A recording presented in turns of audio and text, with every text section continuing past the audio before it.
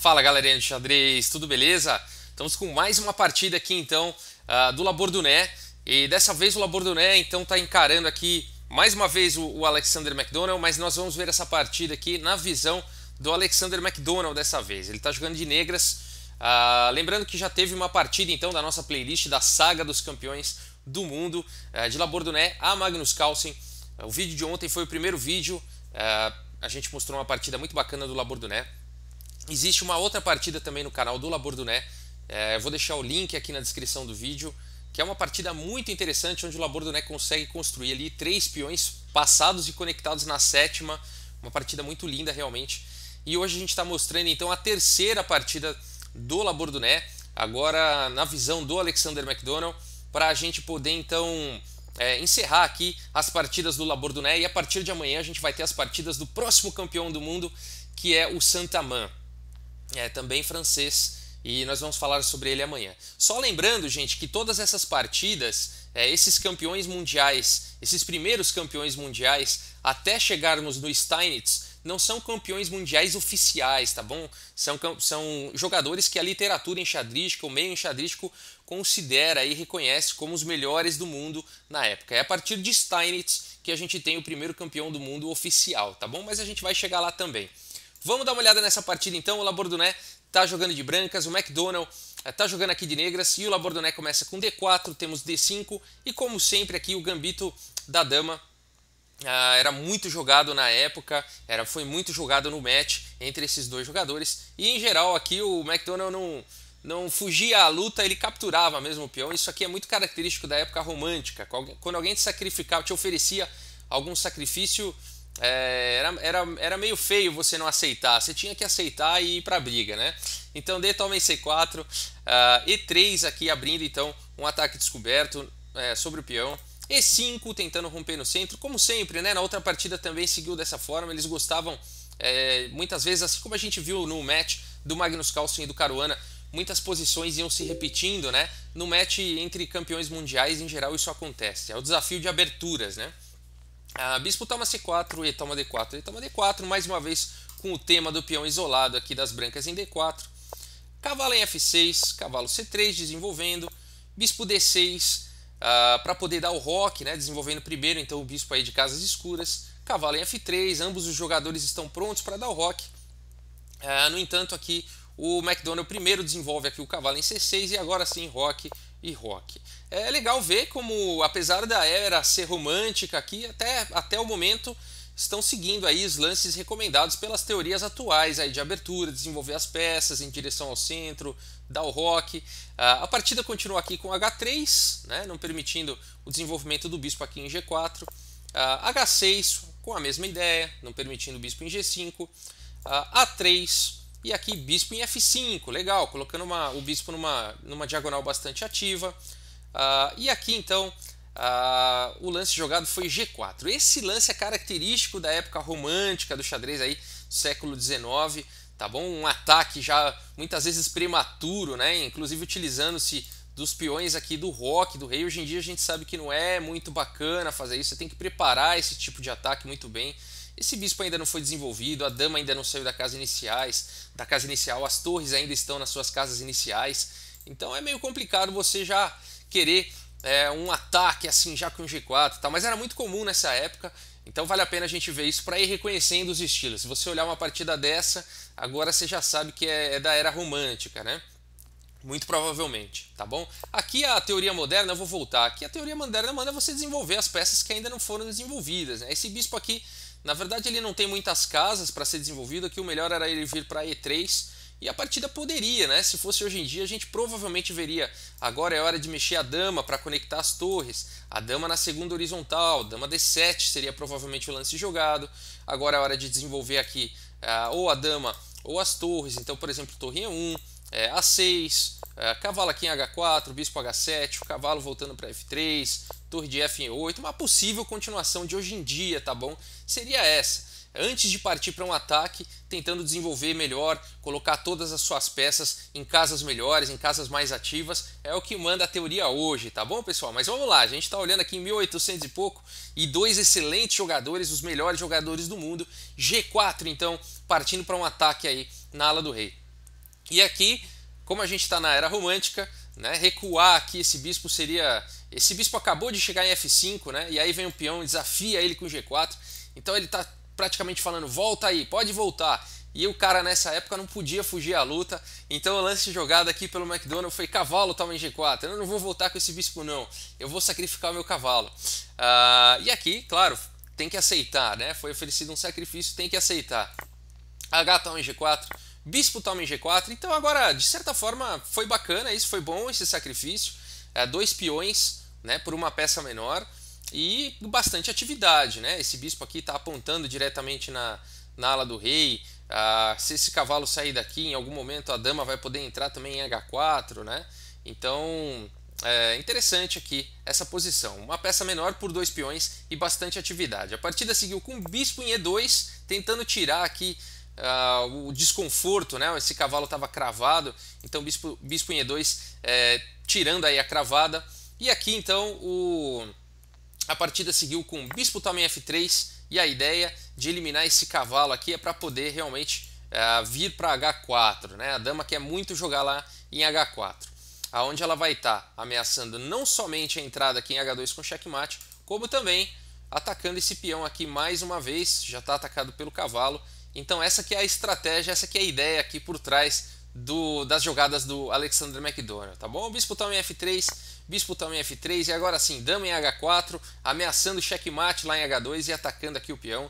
A torre tem que sair daí, torre em E1, dando aqui a casa F1 para o rei poder escapar, caso a dama vá para H2. E agora cavalo toma D4.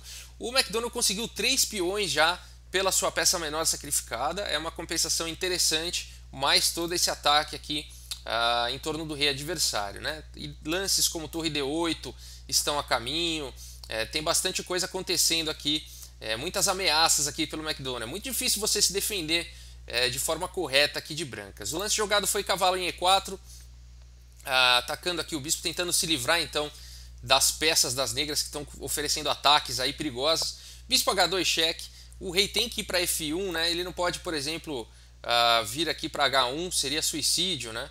Aqui o rei, colocando o rei aqui na mesma coluna da dama, as pretas teriam um ataque muito mais forte, né? Então aqui rei em F1, tentando se manter na partida. A torre aqui em D8, já colocando a torre na mesma coluna aqui da dama, ameaçando alguns ataques descobertos e tudo mais. Bispo E3, desafiando então esse cavalo. Cavalo em F5, atacando aqui o bispo, mas mais do que tudo abrindo um ataque descoberto aqui sobre a dama está atacada. Dama C2 então, e a partida seguiu com dama em H3 cheque, bispo cobrindo aqui em G2, dama G4, e a gente vê que não existe as pretas não conseguem de cara assim achar já um ataque mortal, né? As brancas estão se defendendo muito bem, aqui o Labordounet está se defendendo muito bem do McDonald, mas como a gente falou, né? Há compensação já pelo sacrifício, pelos 3 peões e uma atividade interessante aqui das peças. O Labordounet toda hora tem que ficar encontrando uma defesa aí de brancas, né? F3 então tentando expulsar a dama daí, dama G6 e a dama em G6 ganha uma gama de casas aí para poder jogar no futuro, né? Então tá numa horizontal interessante aqui na terceira horizontal. Bispo em F2, então o rei ali protegidinho, todas as peças aí ao seu redor, cobrindo aqui casas importantes, casas que ficaram fracas, né, com o avanço do peão em F3. Cavalo aqui em E7, e esse lance ele é interessante, ele abre uma cravada aqui sobre esse cavalo, né, o cavalo está cravado, e de E7 esse cavalo vai poder manobrar para casas mais interessantes via D5, talvez via F4, né? Interessante. Torre de A em D1, tentando aliviar aí a pressão, tentando trocar peças, né? As brancas estão sendo atacadas, então a troca de peças seria interessante. Cavalo D5, bispo C5 atacando aqui a torre. E agora como jogar, né? Como defender a sua torre? O McDonald vai para uma ideia muito interessante com dama C6, ao invés de defender a torre, aqui o McDonald vai para esse lance muito bonito, aproveitando aqui a cravada, né? Esse bispo não pode capturar a torre agora então, senão está caindo a dama lá em C2. Muito interessante esse recurso, a partida seguiu com dama B3, agora a dama não está mais cravada, e agora sim a torre está ameaçada, né? E como defender essa torre? E o McDonald então vai para o lance cavalo em F4. O McDonald não está muito interessado em defender a torre, O objetivo do xadrez é o checkmate e o McDonald então vai levando as peças para perto aqui do rei adversário, né? Muito interessante esse lance. Ofereceu a torre em sacrifício e o Labourdonnais, como um bom jogador romântico, não vai recusar esse sacrifício. Bispo também F8 foi jogado então e a partida seguiu com dama em A6 cheque. E olha só esse rei, né? Não tem mais muitas casas aqui para ir.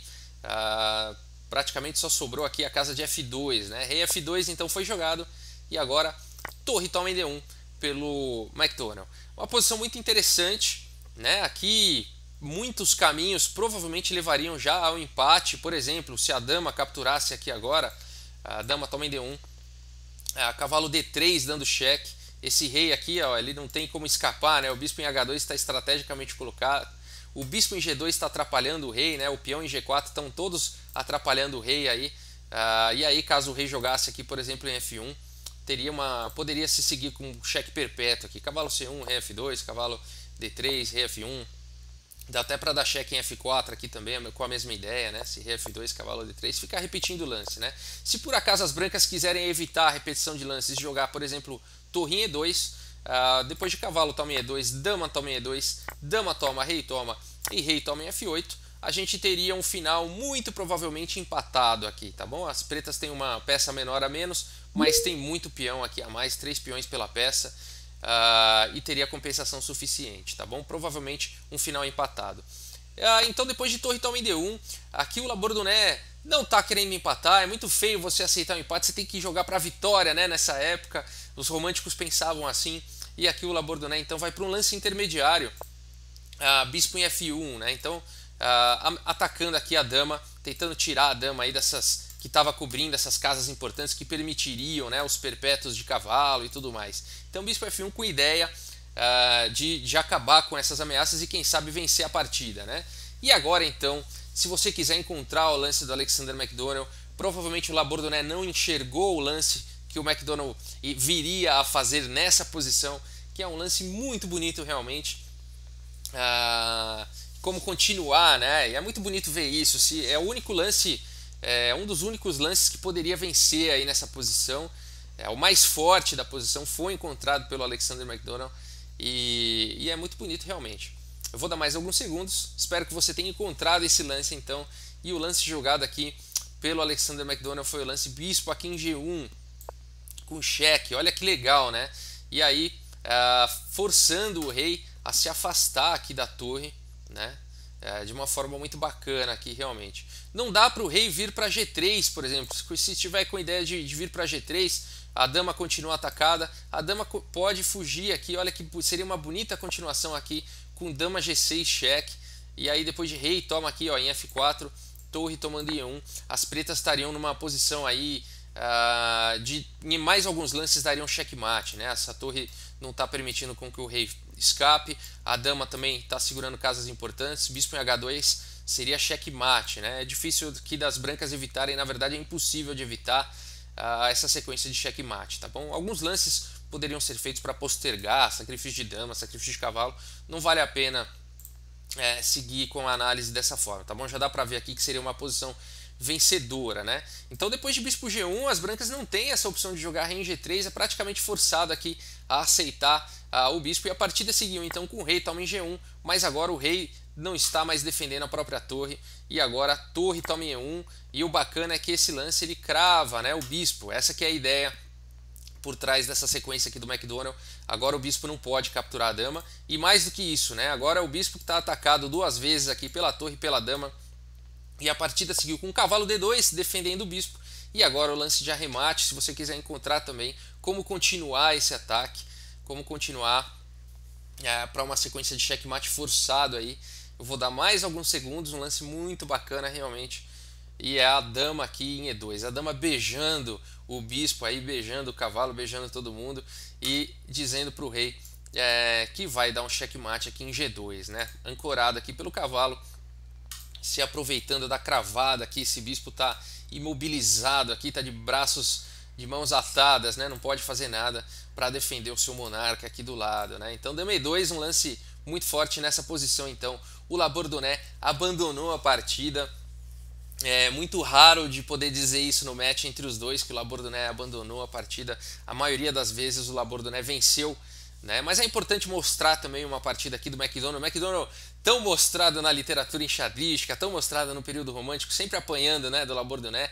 Sempre que a gente olha uma partida do Labordonnais contra o McDonald, é o McDonald perdendo e o Labordonnais ganhando de forma genial. Mas está aqui, mostrando que o McDonald é um adversário também à altura, né? Também teve aí suas vitórias, teve os empates, apesar de menores vezes que ele venceu, né? O Labordonnais venceu mais vezes, mas está aí, né? Então, e está aí para a gente finalizar. Então, eu vou tentar sempre finalizar um campeão do mundo com uma derrota, né? Até para a gente mostrar aí a passagem, né, dos jogadores. No caso, só explicando, o McDonald nunca superou o Labordonnais. O Labordonnais ele ficou sendo o número 1 do mundo até a sua morte. Então a gente não tem um jogador para mostrar, ó, esse cara superou o Labordonnais. Ele foi o melhor até morrer, tá? Mas aqui só pra gente, de forma simbólica, poder passar o cinturão. No próximo vídeo a gente vai ter então a partida do Saint-Amans, outro jogador francês que dominou, que reinou o xadrez mundial por mais alguns anos. Beleza? Pessoal, muito obrigado aí pela audiência. Um grande abraço para todos vocês e até a próxima. Valeu, gente!